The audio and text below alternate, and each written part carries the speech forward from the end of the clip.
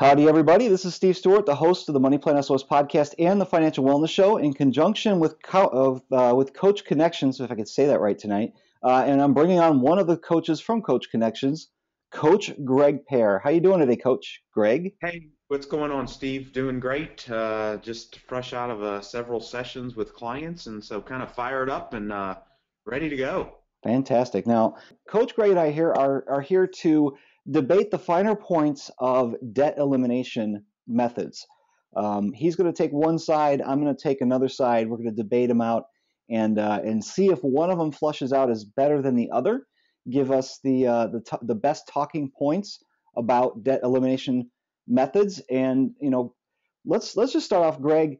What is a debt elimination method, without going specific into one or the other? Well, obviously a plan on, what's the way to get out of debt. Just what's the plan when it comes to our personal finances. The example that I give a lot of times, new clients, people who are excited about their financial plan, what I say is they're trying to play all the instruments in the band at once.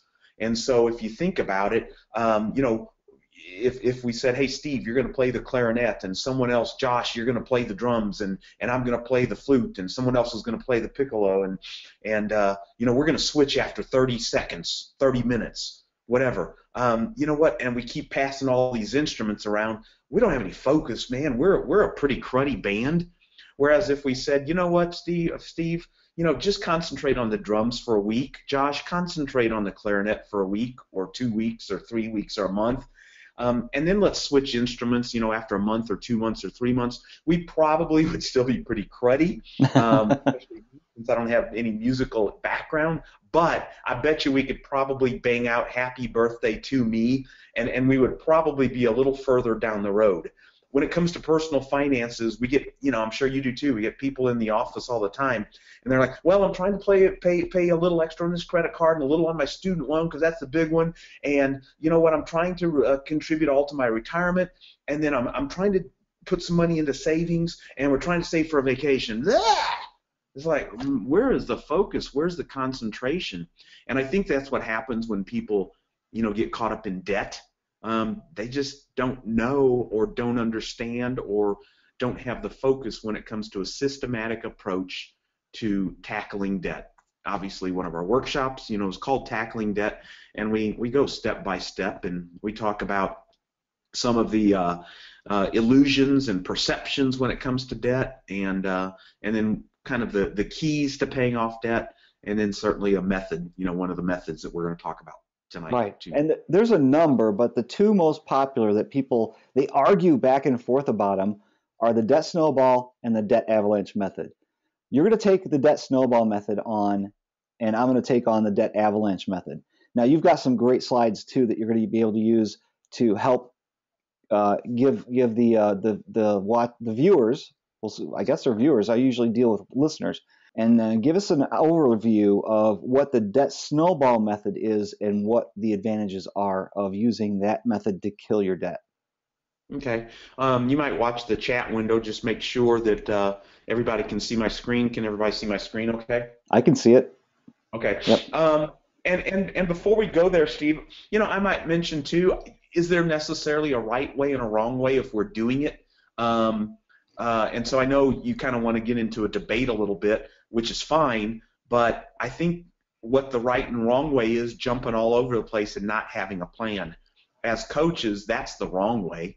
It's our job to kind of meet our clients where they are. And as we talk about these two methods, the snowball and then I guess the avalanche, it's kind of sort of different strokes for different folks. And so I'll walk you through the debt snowball, I guess, first, if you want me to do that. And then maybe, what do you want to do? You want then to talk what personalities this may better, or what personalities I feel that this may better fit?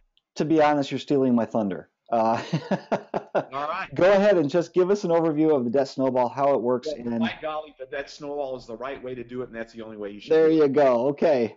So, Steve Stewart, you are wrong. Thank you, everybody, for attending. We'll see you next week.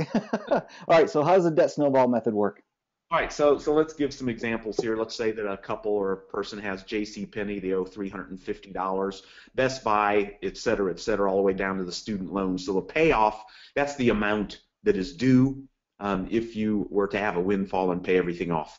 The minimum is the minimum monthly payments that you are currently paying on those particular debts.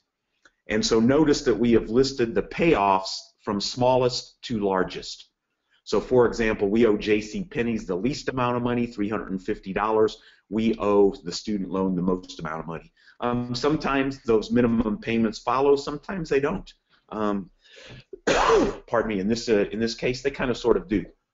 And so how the debt snowball works is we're going to say sell a dog, sell a kid, donate a kidney, have a garage sale, make $350 by sneezing or coughing or doing something this month, gather $350 and get it paid off. And so rather than paying that $35 a month, it's paid off. J.C. Penney's is paid off. So in essence, if you see the two red numbers there, that frees up $35. We are going to take the $35 that we are accustomed to paying J.C. Penney. We are going to add that to the $75 for Best Buy. We are now sending Best Buy $110 per month. Notice we are not having an extra pizza and celebrating and saying things like, well, since I paid off J.C. Penney's, that frees up $35. I think I'm going to eat out more. Or, oh, now I can go get what's not on here? Now I can go get a Home Depot card with a minimum of $35.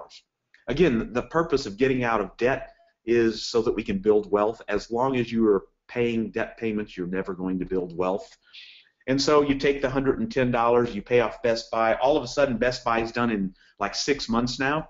And so when it's done, that frees up $110. You add that to the $150. You are now sending the Fresh Start loan $260. Another 3 months down the road, it's done, et cetera, et cetera, et cetera. And all of a sudden, going on down the road, are you kidding me? You're throwing, well, first you were throwing $860 a month at a $400 car payment. That's going to get that thing paid off in 9 or 10 months.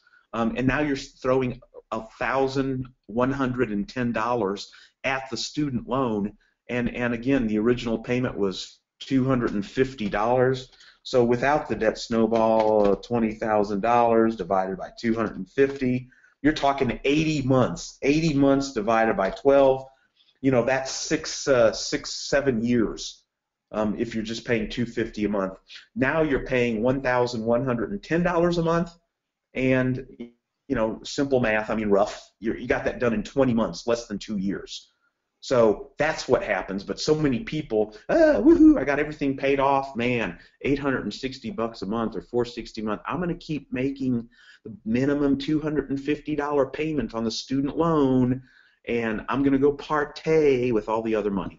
So obviously that at Snowball, we're going to be intentional. We are going to focus. We're not going to try to play every instrument in the band. Man, we are playing J.C. Penney's, and when it's done, we are playing Best Buy, and when it's done, Fresh Start, etc. So does that make sense so far, Steve? You have questions or comments or I guess the other side or questions on that? Well, any of our people in the chat room, if you want to ask questions, I'm monitoring that, so you can ask away if we might miss something, skip over something, excuse me, or go over something too quickly.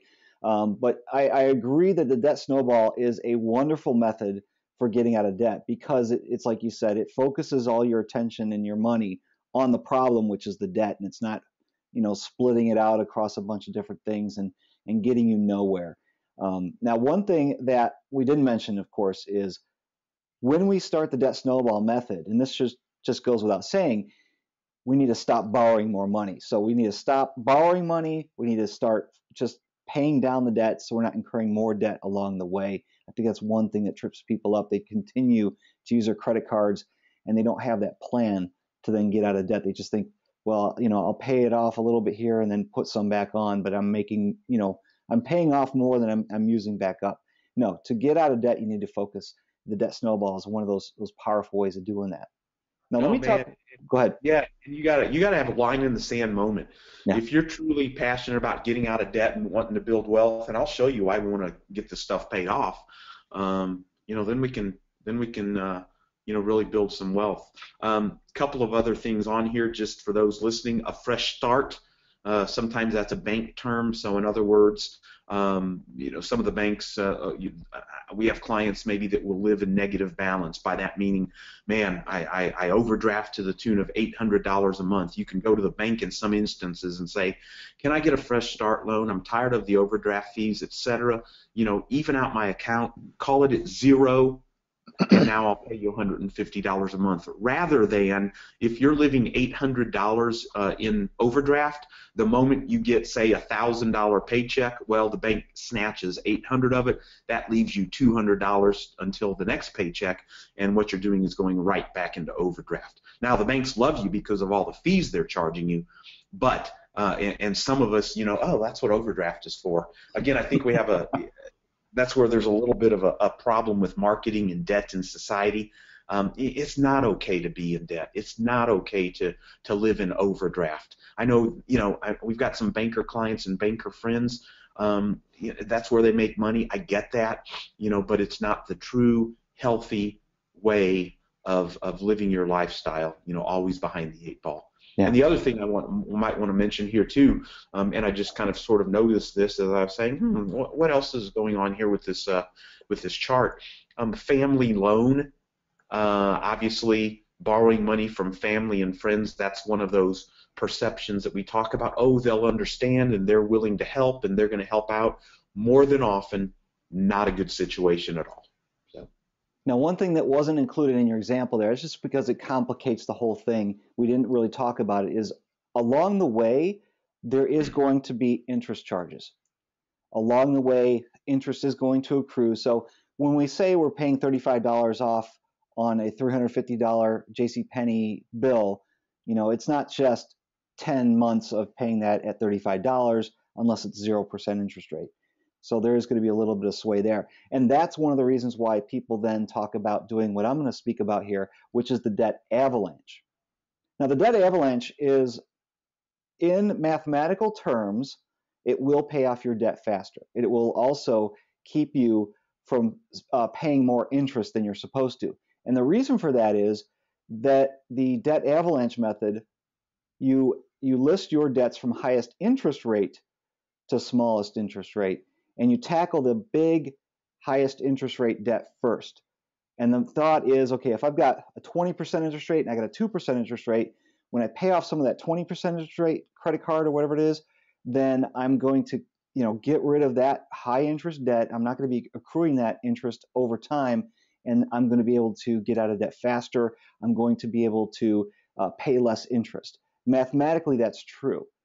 So what happens is, we do the same method as the debt snowball, except instead of listing our debts from smallest balance to largest, we go highest interest rate to lowest interest rate. Mathematically, that does play out, right? Would you agree with that, Greg? I would guess mathematically it does. Sure. Are you ready for my rebuttal there? We're both going to rebuttal because I have an opinion on both sides, and there's actually one more method that I would go ahead and let me just speak about really quickly.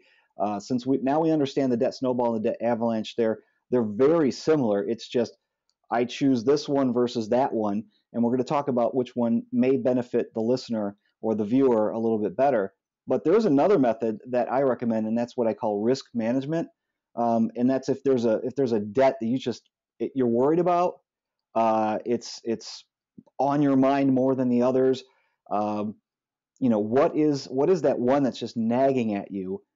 And well, I'll tell you which one that is, and I agree on that.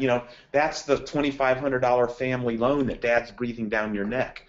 We really don't care about the medical bill or the car or some of those things. And so if there's like you say, a causing you to sleep less at night situation, or the pressure of a relationship or something like that, by all means, now we're focusing on Dad, and so we're really not paying JCPenney's or low interest rate or smallest amount. And so I guess as we this is maybe 45 minutes down the road, we'll talk about the flexibility, but come heck or high water, the debt snowball says smallest to largest, the avalanche says interest rate largest to smallest, and then what you're introducing is, yeah, but we're all human and we've got this little bit of we've got this emotional side to us, so to speak.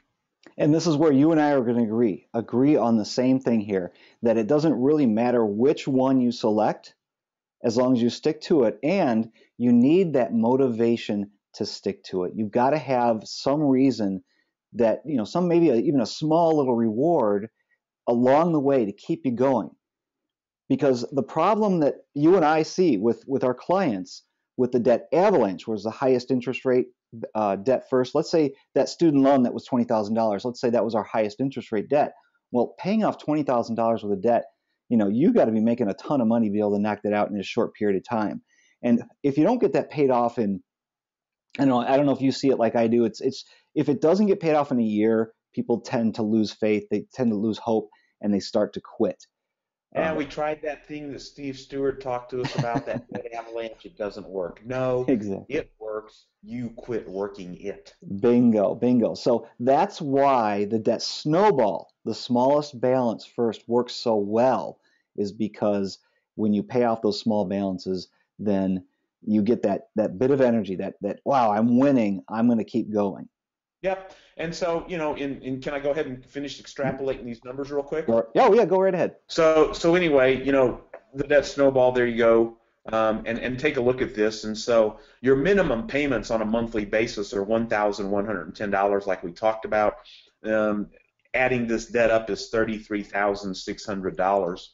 And so if all you did was pay the minimum, so in other words, you scraped no other money together, or you paid off JCPenney's at 35, and you didn't add the 75 to the 35 and pay 110, you just continued paying 75. Just the minimum payments is going to take you 9.5 years, to get out of this debt. The debt snowball method, if you add to it, you would be debt-free and get this done in 3 years. And so, why is that important? Kind of what we talked about, our fellow coaching friend Chris Hogan, says the interest that we pay, and we're paying interest on the loans, is a penalty. Interest we earn is a reward. So I don't know about you, but I want to start earning interest very quickly. So let's take, for example, just $100 a month, and if we save it at 10% annual rate of return, here's what happens in 5 years, 10 years, 20 years. You see those numbers, but go back to that $1,000 there at the bottom. Oh, I'll never have $1,000 to save. You will if you get out of debt in 3 years, 2.5 years. And so now all of a sudden that same $1,000 that you were paying towards debt, now you're putting that into the mutual funds, gaining 10 to 12 to 13, 14%. And look what happens to that money, in 5 years, 10 years, 20 years. And so, I'm a little bit older probably than most of the listeners, and I'm really seeing that 20-year growth because I've been doing this for a long time. And so it's fun to see those kind of numbers. And I will say this stuff really does happen, and you really can accumulate 7 figures by just systematic savings if you bust it to get out of debt. Yeah. And again, even with the savings, it comes to that focused intensity as well. Because once you get out of debt, if you're not very careful with your spending, that's going to take away from your wealth building, and that's going to be, it's not going to help you get along as well as you want it to. Absolutely. So we debated the debt snowball, we debated the debt avalanche. Again, it comes down to motivation. The risk management one. If there's that one debt that just is just at your, it's at your heart, it's just digging at you, tackle that first. If that's your motivation, the idea is to have that goal, to have that gold star you want to put on the board every time you pay one off. That's what's going to keep you going. And, if somebody decides to pick one over the other, again, they have to just stick with it. That's really the big thing. And I just did the math again one more time. I think I did this. So, I'm gonna debate a little bit more the avalanche method, because that scenario that I painted, for the most part, things are tight. We're paying off just the minimums every single month, and just because you automatically say, "Ooh, I'm going debt avalanche," well, again, we with debt avalanche, we don't immediately have any extra money to throw towards the student loan because we have all these other ones. And so again, what we talked about earlier, don't get frustrated. So now we've got to use income tax refunds and bonuses and some of those types of things to throw to the student loan debt because we haven't freed up any other money. And so just know that $20,000, again, not taking into account interest, divided by $250 a month is 80 months or 6.66 years. So sure, you're going to save some interest over that time. We should have done the example where what's the interest on this scenario versus the avalanche scenario, but are you really going to kind of hang in there for 6.66 years? Is it worth it emotionally, to save? I would wonder on this scenario, what might a person save in interest? Maybe $600, probably less than $1,000 for sure, I would imagine in this scenario, wouldn't you think? Well, I think doing the math is an exercise in futility. I think that doing the math to try and prove one over the other really is not an accurate statement because life isn't going to work out that way. You want me to give the screen back? You can put that debt snowball list back up again. Just put the full one back up again. The minimum payments on credit cards will go down. As you pay off a balance, it will go down. So you will be tempted to only pay the minimum. So if it's a $50 minimum and you pay some down and then they say, okay, your minimum is only $47, people are going to be tempted to only pay $47, and that extra $3 goes towards whichever that smallest debt or highest interest rate debt was. So doing the math is, again, an exercise in futility. And another reason why it's an exercise in futility is because when you have that goal of paying off a debt and you're getting close and you're like $50 away, you're going to dig, you're going to scrounge, you're going to scrape, you're going to, sell your blood at the blood bank, to try and get that extra $50. And that motivation isn't there when you still have a balance of, $10,000 out of that $20,000 student loan debt because you chose to make that your first goal.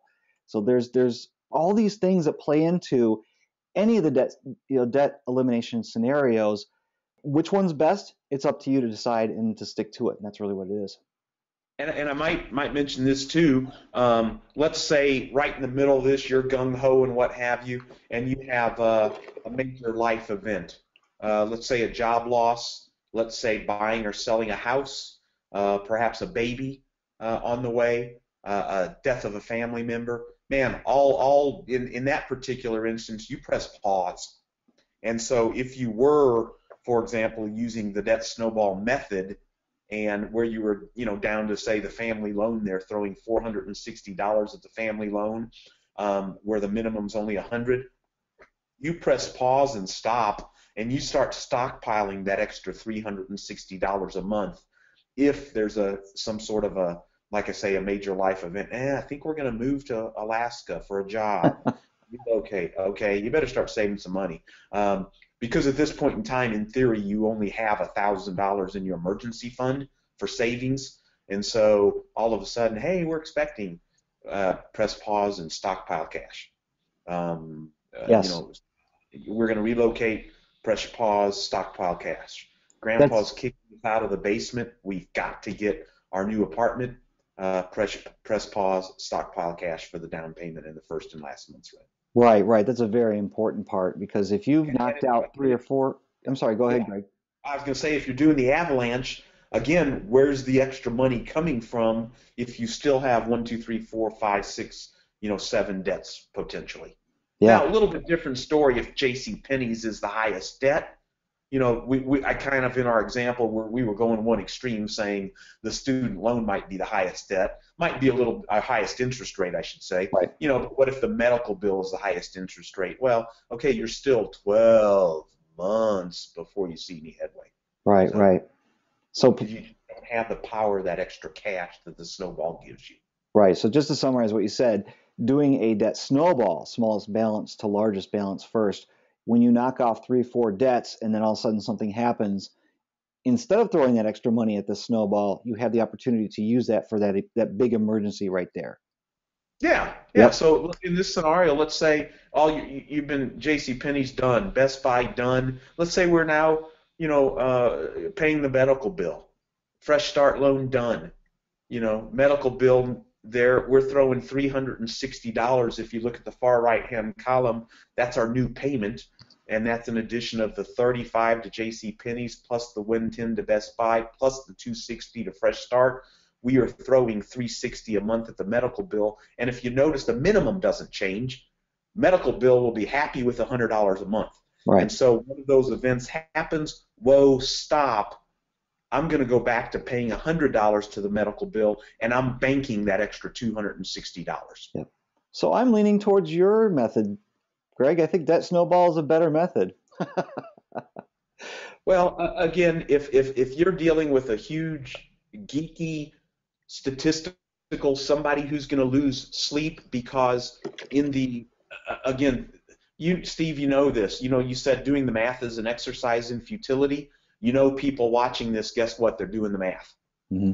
and that's okay. Maybe that's worth a gift card or something. What's the we don't have any interest rates or in here. That'd be fun, but I can't imagine. I think one of our mentors, other financial coaches and whatever, they've extrapolated the numbers, and I just have a gut feeling, depending on where you're going to talk $600 to $700 to $800 in savings maybe. But the time, you're going to pay it off quicker with the Debt Snowball. Mm-hmm. All right, I've got two questions coming in. Let me check into the one. Let me give you the easy one real quick, and then I'll read the long one. We got Mr. Joshua Brown in the chat. Thanks, Mr. Joshua Brown, for being there. He's talking about, like you were showing, when you're saving and investing for your future because you're out of debt. He's asking, once you're debt-free, and he is debt-free. He just paid off his house like a week and a half, 2 weeks ago. Awesome, Josh. Way to go, buddy. Woo-hoo! Yeah. Isn't he crazy? That's awesome. Once you're debt-free, do you have a recommendation on a percentage of income to invest? What do you think, Greg? As much as you can. This is where, okay, again, go get your party. Go have your ice cream party. Go eat all the steak you can eat this month with your house payment. Get it out of your system, and then obviously you're disciplined to get to the point where you're paying, on your house and you're done. But guess what? Just because your house payment is done, you don't have to jack your Christmas budget up by $3,000. Paying off your house, is that going to really change who Josh Brown and his wife, assuming he's married, is that going to really change you guys? And so, okay, maybe you need a little attaboy, and your eating out may go up $25 or $50 a month. I call that budget creep. Be careful not to allow your house payment of $600, $700, $800, $1,000, $1,500, whatever it is. I have clients that are now in wealth building mode, and guess what? They start budget creeping. That house payment starts getting absorbed into groceries, eating out, some of these other things, and I'm like, dude, we've been working together for 2 or 3 years to get your house paid off. $600 a month in groceries was just fine. Now you get your house payment paid off and you need $800 in groceries. No, pay it, continue on, and now let's use that money and build wealth. As far as a percentage, again, lots of variables.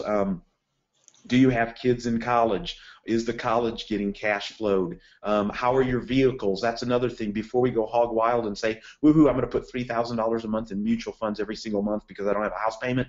Well, how about if we put $1,500 away in mutual funds, and let's put $1,500 a month towards that new car fund, and in 12 months we've saved 15 grand, 18 grand for a new car. And so it kind of depends on your personal situation. And so what I will say is God has blessed us with a great set of eyes and a mind, and I call them binoculars. And I don't know if you can see my webcam, but so many of us take those binoculars and we're looking straight down at our feet. And so here you go, Josh. Our job tonight is to nudge your elbows out and look at the binoculars down the road. When do you need a new car? Yeah, about a year and a half. Well, then we might back off on the savings, and I guess technically you could say savings for a new car is savings, but now we've got to be intentional. If we freed up $2,000, okay, $1,000 in mutual funds, $500 into the first daughter's wedding fund, $500 to the new car fund. Those scenarios don't work, great. $500 to mutual funds, $1,500 to a new car fund, $500 to a college fund. And so use your binoculars. What are the most current pressing needs over the course of the next 1, 2, 3 years, and divide the amount of money that you have extra and fund those so that we don't have to go sell the mutual funds and we get all over eager and say, "Ooh, I'm going to throw $2,500 into mutual funds. Oh, crud, my daughter's getting married in 6 months. Now you got to go bother your mutual fund guy and pull money out because we didn't use our binoculars." Hope that makes sense. It does for me. Hopefully it does for everybody watching as well. I've got a question from somebody else. I'll keep them confidential because this is a very personal question. But it says the spouse does not have an urgent need to get out of debt like this person does. Budget and Dave Ramsey and other financial terms are bad words now. He has a budget made up, but it takes two to make this work. I agree with that. Any suggestions? And then he gives us some more information. I've tried to show the benefit. You want to take that one, Steve? You start on that one, and then I'll follow it up. Well, there's more here. Let me finish reading it up. He says, I've tried to show the benefit, what life would look like once it's paid off. That would have been one of my suggestions. But my spouse still wants to go out to restaurants, not pay attention to the money, looking for advice. How can you get the fire under my spouse? That would have been the first suggestion, is just to show what is possible once what would be possible if the debt was paid off. I guess that's really the answer that I'm looking for or suggesting here. Now, one thing I would say, and I've done this with coaching clients before, where they just will not listen, and I don't like doing this, but it works. Because it's going to happen whether I instigate it or not, and that is to, quote unquote, take something away. When somebody doesn't listen, they don't, we'll just go along with the debt payoff here. If we don't stop borrowing more money, if we don't stop being purposeful with our spending, we keep going and going, at some point it's going to hit a peak, and then something's going to get taken away. So when you have a spouse who's not listening, and it's the last thing I would try to do, it would be to take something away, and that's how I would probably approach it. But again, that's one of the last things I do. First of all, I put the carrot out there, get them interested, bring them along. And of course, there's always marriage counseling and things like that we could talk about as well. But that last thing I would do is to take something away. Probably what I would do in that situation, number one, is you got to love them through this. And so the barking chihuahua nagging doesn't get it done. So back off a little bit. That's frustrating and that's hard. So practice patience in that. But there's wisdom in patience, and continue to love your spouse through this. Babe, dream with me just a little bit. When we're out of debt, what are we gonna do with all it? What do you see us doing? And so, here you go. You're talking about no, just work with me. I need, Zig Ziglar says if we aim for nothing, we'll hit it every time. What are we aiming for? Do you want a second family home? Do we want, a bigger house? What does that look like? And then that might be the only question you ask for that time. And then you got to spoon feed this a little bit, instead of saying, hey, we got to get out of debt, and I listened to a webinar and these guys are crazy and we got to bust it. And then beyond that, kind of where Steve was going, this is a tough sentence to say, I guess, with the takeaway. But I was dealing with a couple, and they were both kind of in the doldrums and had just bad moods, and and I said, guys. I said, look at you guys. You're not hardly looking at each other. You're not complimenting each other. How bad does it have to get? It doesn't hurt bad enough for you guys to want to take some action. And that's kind of the mean, ugly approach, if you will. But they're saying, no, I guess it doesn't. We're just mired in stupidity and ugliness, and this is the way our marriage is. Pray, I would say. Just spoon feed this stuff to your spouse. Hey babe, what would it look like, if we were debt free? Okay, I know you don't want to quit eating out. Would you, can we eat out one less time a month? And we've just got to step them through this. And then in some instances, you've got to back off.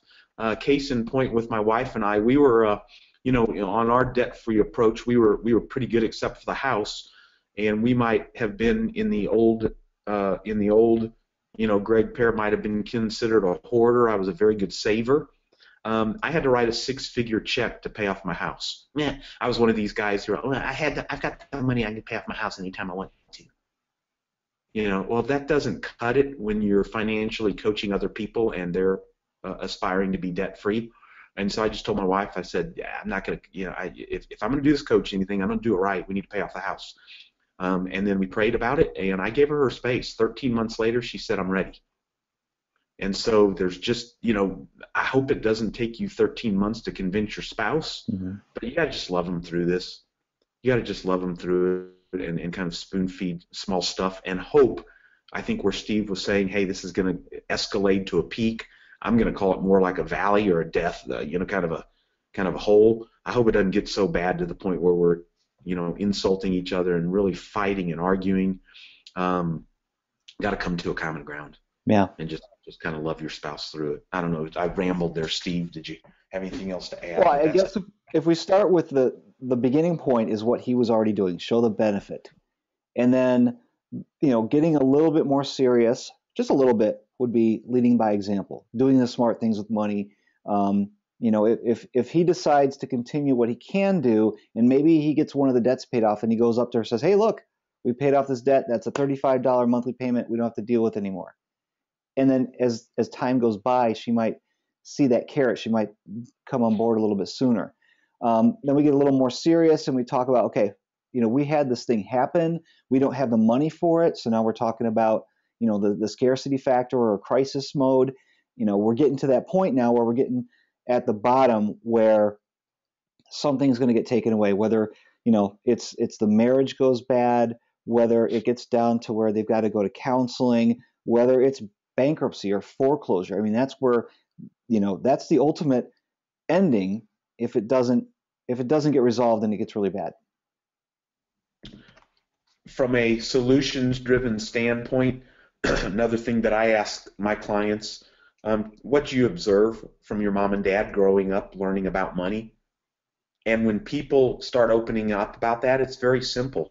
So in some instances, when one spouse wants to go out and wants to say to just spend their money, more than likely they're going to say one of two things. I had nothing growing up. I'll be darned if I'm going to live my life that way. Oh, man. So that's one. Or they'll say, I pretty much got everything that I wanted when I was a kid, and so I assume and expect that as an adult. I don't know how to do it as an adult. As an adult, when you don't know how to do it and don't have the income, it's called going into debt. But what we've done, so we have to understand where our spouse is coming from. It's not right, wrong, indifferent, good, bad. It's like, okay, I get that now. The reason that she wants to go out and wants to enjoy is she always was told no as a kid. She never got anything. And so that struck fear in her. That struck panic in her. And so what are we going to do? We're going to run to the opposite side and say, I don't want to live my life. When you tell me we're doing this Debt Snowball crazy Dave Ramsey thing, it brings back painful memories of my childhood. I can't do that. And so when we start truly figuring out where those come from, oh man, my wife's not such a bad person. It's the way she was brought up, and we've got to help love her through that. And the other flip side, I pretty much got everything that I wanted when I was growing up, so I'm just going to continue that lifestyle when I'm older. You go to the flip side. What'd you learn from your mom and dad? Oh, I learned to save like crazy. Well, what are you going to do? I'm going to save like crazy because that's what mom did? Or it's like, heck with mom. All she did was save money, and she was a tightwad, and I promised when I wasn't going to be like that, so I want to go eat out. So really there's only 2 or 3 scenarios that determine why a spouse is a saver or a spender or an impulsive person or one of them's a procrastinator when it comes to money. One of them likes the budget. One of them doesn't like the budget. And if we had forever, then you could start talking about Dr. Gary Chapman's The Love Languages, the 5 love languages, which, by the way, I would read that book, whoever asked that question, if you haven't already. That also gives you some insight. The 5 love languages that he suggests are physical touch, pretty self-explanatory, acts of service, gift giving and receiving, words of affirmation, and help me with the last one, Steve. Let's see, gift giving, words of affirmation, quality time. Quality Yes, time is the time. next one. And so guess what? If the love language is gift giving, well, that person's probably going to be a spender. Meanwhile, if your love language is, I like quality time with my wife, we can sit on the couch and watch TV, and we don't have to spend a penny. Well, again, what Gary Chapman talks about is we've got to figure out what love language our spouse is. And guess what? If we like quality time and our wife likes giving and receiving gifts, we're not talking the same language. That's exactly what happened with my wife and I. My love language was quality time. Hers was acts of service. I would come in from work, snuggle with her on the couch and say, hey, baby, how was your day? She's like, get away from me. I need some time. And I took that personally, like, oh, my goodness. You know, we studied the 5 love languages, found out how can I rock her world? Go start her car on a cold day. Make sure the trash is taken out. Acts of service is her love language. And so all of a sudden it's like, oh, I get it. You know, and then when we took that and talked about that, she's like, I'm not doing a very good job of fulfilling your love language. How about if we go out? Now she's suggesting snuggle on the couch or eat out or go watch a movie. Meanwhile, I'm like, I can't because I need to take out the trash. And but anyway, not really, but very eye-opening. So don't beat a spouse up, you know, just because they are how they are. Hopefully those are some good insights in why they are how they are, and there's not a right or a wrong. The bottom line is we've got to meet the happy ground and come together and be unified. One last question, and this goes back to our discussion on the debt snowball and debt avalanche. Should you differentiate debt types, the debt types, when snowballing or avalanching between debts that are tax deductible, like houses and student loans, versus not tax deductible, like credit cards, when deciding which loan to pay off first? You first on that one. Again, I go back to the risk management one. If there's something that's really eating at you, let that be the decision. And if you're worried about tax deductions, I don't make decisions solely based on taxes. Taxes is just the gravy. If there's a tax deduction, you know, if I've got it, I'll take it. But to be honest, to save a dime by spending $1 doesn't make sense. So if it comes down to, you know, the two things are equal and I get a tax deduction on one, then yes, I'll pick that one. But it shouldn't be more than 10% of my decision on which one to select. I'm trying to think what debt would be tax deductible and what one wouldn't. Student loans, the mortgage. Those are really the only ones that I can think of too. Okay, the mortgage interest on the house then I guess is what they might Right. be talking. Again, you're nickeling and diming to get to the bottom line of building wealth. Yeah. You know, when you get to the point where you're making that kind of money and no, busted fastest way to get out of debt. Use the debt snowball and forget about the mathematics. You know, and that's hard for the numbers guys. Yeah. You know, that's hard. Now back to your other question again. If you're nervous about, you know, you owe the IRS on back taxes on some of those types of things, and if you lose a job or things are tight, man, you always want to pay the IRS because they will snatch money out of your checking account just like that. Mm-hmm. Your car, you don't want to mess around with your car. After 3 months, they're going to come repo it. You typically have about 90 days on the car, so if you're behind 3 payments, man, I wouldn't get behind that 3rd payment because they're calling after 31 days of 1 payment. So keep to date with the car and keep up to date with the IRS. The others, I'm not saying this in a flippant, arrogant way, but if life kicks us in the teeth and we can't make those payments, we're going to get a bunch of mean, ugly phone calls, but you know what? So what? It's unsecured debt. So the credit cards, you know, even the student loans that are not federally backed. I mean, there's so many ways to get deferments and to put it off. Now we're kind of sort of, if we're saying, man, we got to go into crisis mode kind of type situation and collections and all that. I mean, I was on the phone with a client yesterday, mean, ugly little collector in a cubicle, 1,000 miles away, and it was so funny. Oh, it was so good. You know, we're going to sue you by 4:30 today if we don't hear from you. This is 9 o'clock in the morning. So I hung up with my client, hung up, and the client said, well, she said the same thing by noon yesterday and by 4 o'clock yesterday afternoon. I said, call her back. I said, what do you owe? Well, she's willing to do $799, 4 payments of 100 and whatever. I said, offer $300. Mm-hmm. You know, well, the lowest we've been authorized to take is 444. Well, I'm going to call my coach back. Oh, you're going to hang up? Well, hold on a second. Hold on a second. No, I'm going to go. She called back. I said, look, I'm looking at your budget here. We can scrape an extra $20 or $30 a month to do the $139 a month, 4 payments, whatever. Let's get it done. Move on down the road. So my client called. Okay, we'll agree to this. My client called. Oh, you called back. We've reconsidered your offer of $300, and if you can pay that today, we'll go ahead and take that. And so again, switching subjects there but I guess the point is, just take care of your business. IRS first, car, student loans. Yep. And that's where I was talking about the risk management. You've got those things that you might move up on your list, regardless of Debt Snowball, Debt Avalanche Method. There's sometimes those things that you just move up just because it has a reason, and it's that the IRS got to be first if you've got a problem with that. Can we talk maybe about how we let's hit the lottery or something and maybe just eliminate one of the debts off the list? Sure.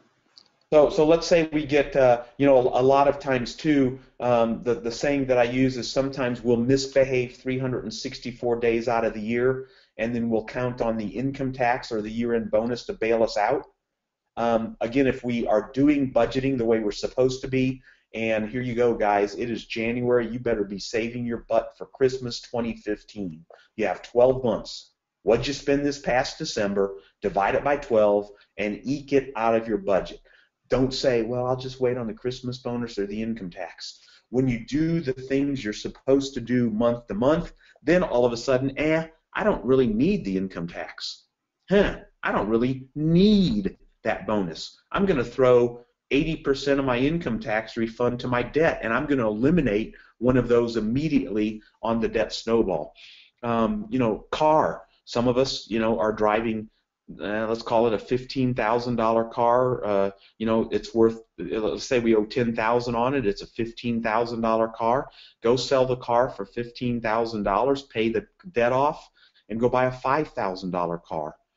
No, my wife would never drive one of those. Great, you drive it then. Drive a $5,000 car for just a year, and just to get out of debt. So one of it, you can do some quick and dirty damage to the debt snowball or the avalanche method by thinking outside the box just a little bit as well. Mm-hmm. Yep.